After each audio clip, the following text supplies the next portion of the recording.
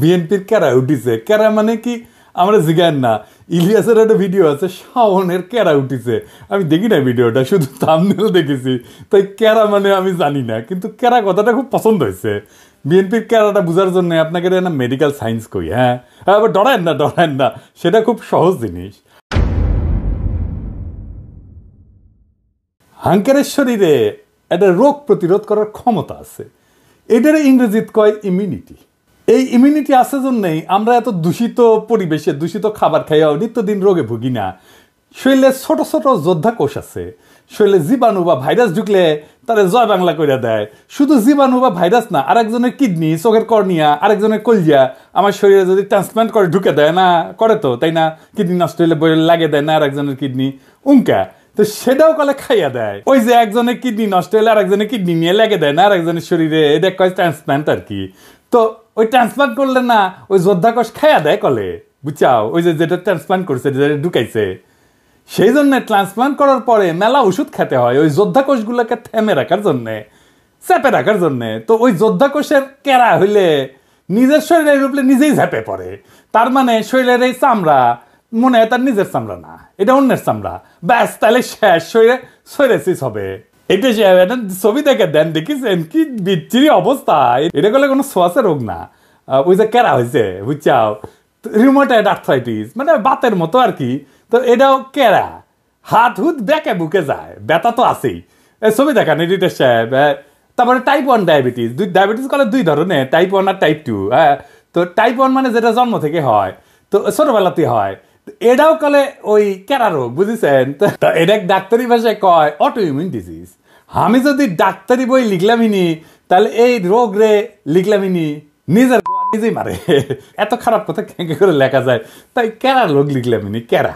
Inca ক্যারা হয়েছে BNP, ওই নিজের দলের ইতিহাস ঐতিহ্য অবদান, এমনকি জিয়া খালেদার সিলসিলার বিরুদ্ধে দাঁড়াইছে। কেমনে দাঁড়াইছে আসেন দেখি। জিয়াউর রহমান বাংলাদেশের রাজনীতিতে কয়েকটা বেসিক মৌলিক কন্ট্রিবিউশন আছে, অবদান আছে। কি কি? 1 নাম্বার, তিনি বাকশালী শাসন থেকে গণতান্ত্রিক ব্যবস্থা উত্তরণ ঘটাইছিলেন। এর ইন্টারেস্টিং ব্যাপার হইতেছে যে বাংলাদেশই পৃথিবীর ইতিহাসে প্রথম এবং একমাত্র দেশ যা মার্শাল ল অধ্যাদেশ দিয়ে গণতন্ত্রের উত্তরণ ঘটেছিল। আমরা এই প্রসঙ্গে পরে আসবো, কারণ বিএনপির কর্মীদের জানা উচিত যে তাদের নেতারা দলের আদর্শ, নীতি, উদ্দেশ্যের সাথে কি বিপুল প্রতারণা কইরা দলটারে ধ্বংস করিচ্ছে। 2 নাম্বার, জিয়াই বাংলাদেশের নাগরিকদের প্রথম পলিটিক্যাল আইডেন্টিটি দিচ্ছেন। পলিটিক্যাল আইডেন্টিটি খুব গুরুত্বপূর্ণ একটা জাতির জন্য, একটা দেশের জন্য, রাজনৈতিক জনগোষ্ঠী হিসেবে গড়ে ওঠার জন্য। আমার জনগণ কোথায় ভারতীয় জনগণের চাইতে আলাদা, আমরা কিভাবে পশ্চিমবঙ্গের বাংলাভাষী বাঙালির চাইতে আলাদা, এইটা 72-এর সংবিধানে ছিল না। এটা জিয়ার খুবই মৌলিক কন্ট্রিবিউশন। 72-এর সংবিধানে আমরা বাঙালি জাতি, বাংলাদেশের সকল নাগরিকের জাতিসত্তা বাঙালি।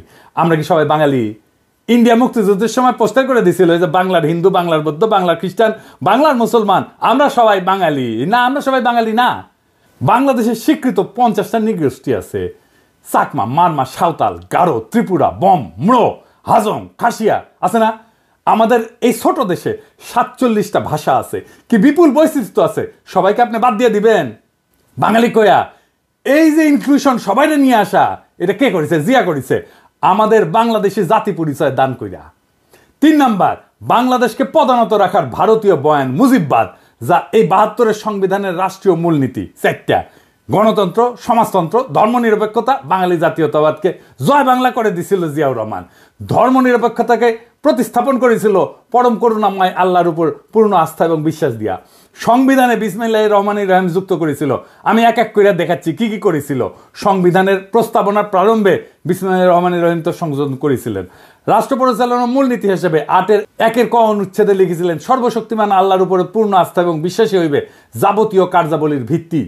8-এর ক অনুচ্ছেদের আর এক রাষ্ট্রীয় মূলনীতি সমাজতন্ত্রের পরিবর্তে লিখেছিলেন, অর্থনৈতিক এবং সামাজিক ন্যায় বিচার অর্থে সমাজতন্ত্র। 25-এর 2 অনুচ্ছেদে রাষ্ট্র ইসলামী সংহতির ভিত্তিতে মুসলিম দেশগুলোর মধ্যে ভ্রাতৃত্ব সম্পর্ক সংহত, সংরক্ষণ এবং জোরদার করিতে সচেষ্ট হইবেন, এই মর্মে নতুন অনুচ্ছেদ সংযোজন করেছিলেন। ধর্মভিত্তিক রাজনৈতিক দল গঠনের উপরে সাংবিধানিক বাধা অপসারণ করেছিলেন। একদলীয় বাকশাল ব্যবস্থা বাতিল করেছিলেন এবং সুপ্রিম কোর্টের একটা মৌলিক এখতিয়ার পুনর্বলবৎ করছিলেন। এই সুপ্রিম কোর্টের মৌলিক এখতিয়ার কি, যা জিয়া আবার বলবৎ করেছিলেন? কি সেটা? খুবই গুরুত্বপূর্ণ, আসেন এরা বুঝে দেখি। এটা বুঝতে হইলে বাকশালের দুইটা জিনিস ভালো করে বুঝতে হবে। বাংলাদেশ নামের যে রাষ্ট্র 1971 তৈরি হয়েছিল, সেই রাষ্ট্রটাকে কার্যত ধ্বংস করে দেয় বাকশাল। বাকশাল কিভাবে মুক্তিযুদ্ধের মধ্যে দিয়ে গঠিত রাষ্ট্রকে ধ্বংস করেছিল? দুইভাবে। এক, বাকশাল যে আইনে হয়, সেই চতুর্থ সংশোধনী আইন 1975 সংবিধানের অনুচ্ছেদ 11 সংশোধন করে বলা হয়েছিল, ইংরেজিত এটা, ইংরেজিত যেতে কইছে তাই ঠিকই কইছে, তাই না? এটা বাংলা করলে দাঁড়ায়, সংশোধনের আগে সংবিধানের অনুচ্ছেদে 11তে লেখা ছিল যে প্রশাসনের সর্বস্তরে জনগণের নির্বাচিত প্রতিনিধিদের মাধ্যমে জনগণের অংশগ্রহণের কথা বলা ছিল। এটা বাতিল করে দেওয়া হলো। অর্থাৎ রাজনৈতিক নেতৃত্ব বা সোজা বাংলায় শাসক নির্বাচনের ক্ষমতা আর রাষ্ট্রীয় কাজে রাজনৈতিক জনগোষ্ঠী হিসেবে জনগণের অংশ নেওয়ার ক্ষমতাই থাকলো না। এই কাজটাই করেছিল হাসিনা, বিনা ভোট, নৈশ ভোট, দামি ভোট কইরা। এটাই ইন্ডিয়ান প্ল্যান, যে বাংলাদেশের ভূখণ্ড থাকবে, মানুষ থাকবে, কিন্তু নেতা নির্বাচনের ক্ষমতা থাকবে না, যেটা হাসিনা করেছিল। 2 নাম্বার, সংক্ষুব্ধ কোনো নাগরিকের আদালতে যাওয়ার একটা মৌলিক অধিকার ছিল 44 অনুচ্ছেদে। বাকশাল সংশোধনীতে সে খোদ 44 অনুচ্ছেদকে বিলুপ্ত করে দেওয়া হয়।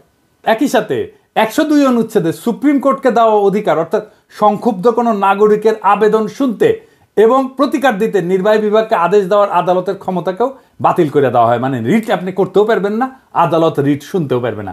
রিট জিনিসটাই বাতিল করে দিছিল। সোজা কথায় চতুর্থ সংশোধনী আইন রাষ্ট্রের নাগরিকের সংক্ষুব্ধ হওয়ার মৌলিক অধিকার রদ করে দিছিল। এটা জিয়া পুনরায় বলবৎ করছিলেন। এইটা আদালতের একটা মৌলিক ক্ষমতা, রিট গ্রহণ করার ক্ষমতা, রিট শোনার ক্ষমতা। এই বৈপ্লবিক পরিবর্তনটা সংবিধানে ছিল কিভাবে? 5ম সংশোধনীর মাধ্যমে।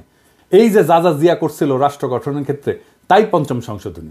শুধু তাই না, জিয়ার শাসনের বৈধতা ছিল 5ম সংশোধনী। সেই 5ম সংশোধনী ছিল আওয়ামী লীগ সিপিবির গলার কাটা। তাই এইটার একটা ব্যবস্থা করেছে। কিভাবে?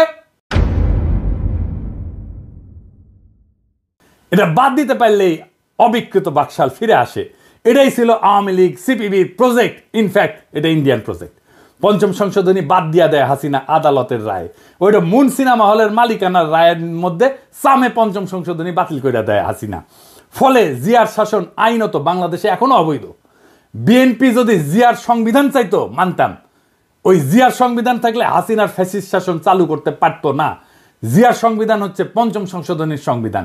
সেইটা বিএনপি চায় না, চায় 72-এর সংবিধান। নিজের ইতিহাস, নিজের ঐতিহ্যের বিরুদ্ধে দাঁড়াইতেছে বিএনপি। বিএনপির কেরা উঠিছে, তাই নিজে দাঁড়াইতেছে জিয়ার বিরুদ্ধে। এইবার বলেন, এই বিএনপি তৃণমূলের কর্মীরা আপনাদের আবেগের সাথে, জিয়ার রাজনৈতিক উত্তরাধিকারের সাথে আজকের বিএনপি বেইমানি করছে কিনা আপনি বলেন?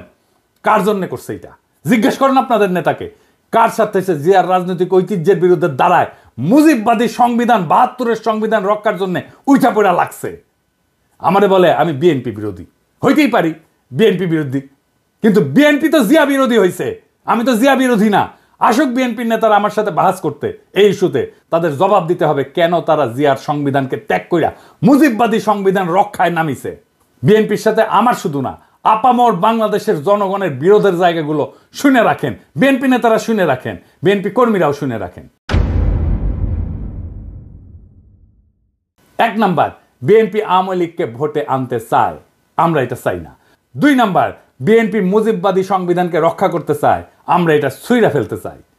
আমরা জিয়ার সংবিধান মাইনা নিতে রাজি আছি, কিন্তু কোনোভাবেই 72-এর মুজিববাদী সংবিধান মানব না। 3 নাম্বার, প্রথম আলো ডেইলি স্টারের পিঠ বাঁচাইতে আগায় আসা যাবে না। বিএনপি আগায় আসছে। প্রথম আলো ডেইলি স্টারের হোগা যারা চাটবে, তাদের সাথে কোনো পীড়িত নাই, তাদের সাথে ঐক্য অসম্ভব। 4 নাম্বার, বিএনপিকে ভারত প্রেম ছাড়তে হবে। বিএনপি ভারতের সাথে 2019 সালেও সম্পর্ক করতে গেছিল, পাত্তা দেয়নি ভারত। 15 অক্টোবর 2019-এ বিবিসিতে প্রকাশিত এক রিপোর্টে এভাবেই লেখা হয়েছিল কথাটা, দলটির পক্ষ থেকে গত কয়েক বছর ভারতের সাথে একটা ভালো সম্পর্ক তৈরির চেষ্টা অনেক সময় দৃশ্যমান হয়েছে। বিএনপির সিনিয়র কয়েকজন নেতা গত বছর মানে 2018 সালে ভারত সফরেও গিয়েছিলেন। তাদের সম্পর্ক তৈরির চেষ্টায় ভারত সেভাবে সাড়া দেয়নি। এমনকি বিএনপির একজন অতি গুরুত্বপূর্ণ নেতা প্রকাশ্যেই বলছেন বিএনপির রাজনীতিতে ভুল ছিল, মানে ভারত প্রশ্নের রাজনীতিতে ভুল ছিল। বিএনপির রাজনীতি ভুল ছিল, খালেদা জিয়ার রাজনীতি ভুল ছিল, জিয়ার রাজনীতি ভুল ছিল। এই আস্পর্ধা কোথায় পাইছিল সেই নেতা? আমরা তখনই বিএনপিকে এলাই ভাববো, সহযোদ্ধা ভাববো, যখন এই 4টা প্রশ্নে বিএনপি স্পষ্ট স্ট্যান্ড নেবে। এখানে পলিটিক্যাল স্ট্যান্ড নেওয়াই রাজনীতি, টেম্পো স্ট্যান্ড দখল করা রাজনীতি না। মৌলানা ভাসানী আওয়ামী লীগেরই নেতা ছিল। আওয়ামী লীগ তারা ওন করতে পারে নাই, তাই মাওলানা ভাসানী আওয়ামী বিরোধীদের আদর্শিক নেতা হয়েছে। আপনাদের ভাগ্যেও সেই ঘটনা ঘটতেছে। আপনারাও জিয়ার রাজনীতি ওন করতে পারতেছেন না। আগামীর বাংলাদেশ জিয়ার দেখানো পথে হাঁটবে। জিয়ার 19 দফার প্রথম দফাই হচ্ছে সর্বতভাবে দেশের স্বাধীনতা, অখণ্ডতা এবং সার্বভৌমত্ব রক্ষা করা। সর্বতভাবে মানে সব রকম উপায়ে, রাজনৈতিক, সামরিক, কূটনৈতিক সহ যা যা পদক্ষেপ নেওয়া যায় সবভাবে। এই কারণেই জিয়াউর রহমান বাংলাদেশে আধিপত্যবাদ এবং আগ্রাসন বিরোধী জনগণের নিরঙ্কুশ সমর্থন পাইছিলেন। তিনি আমাদের নেতা হয়ে থাকবেন। আমরা জিয়াকে রিপোজিশন করব পলিটিক্সে। বাংলাদেশের রাজনীতিতে আমরা জিয়ার চিন্তাকে পুনরাবিষ্কার করব, যা আপনারা পারেন নাই। রাজশাহীতে ছাত্র রাজনীতি করার টাইমে আমরা স্টার সিগারেট খেতাম, কম পয়সা, টাকা পয়সা ছিল না, তো তাই তো এক বিএনপি নেতা আমাদের স্টার সিগারেট খাওয়া দেখে তাচ্ছিল্য করে কইছিল যে ওই বিএনপি করে গল্লিক খায়। গল্লিক মানে গল্লিফ আর কি, সিগারেট। আপনারা বিএনপি করেন আর নির্বাচনের গল্লিক খান। আমরা জিয়ার রাজনীতি নিয়ে আগায় যাব, দেখেন কার পিছে জনতা আসে। আমি শিওর আপনাদের দলের ত্যাগী এবং তৃণমূলের কর্মীরা দলে দলে আমাদের রাজনীতিকে ঊর্ধ্বে তুলে ধরবে। ওরা জিয়ার রাজনীতি কোনটা সেটা ঠিকই চিনতে পারবে। ওরা গল্লিক খাইতে আসে নাই, তারা জিয়ার রাজনীতি করতে আসছে। আপনাদের মুজিববাদী সংবিধান প্রেমী আর ভারত প্রেমী রাজনীতির ন্যারেটিভ বয়ান বদলাইতে না চাইলে আসেন খেলবো। বয়ান আর ন্যারেটিভ তৈরির মাঠে খেলা হবে। এই কাজটা আমরা ভালো পারি। আর লাইনে আসলে স্বাগতম। ভারতের আগ্রাসন মুক্ত, আওয়ামী বয়ান মুক্ত আগামীর বাংলাদেশ একসাথে গড়ব। চয়েস আপনার। ইনকিলাব জিন্দাবাদ।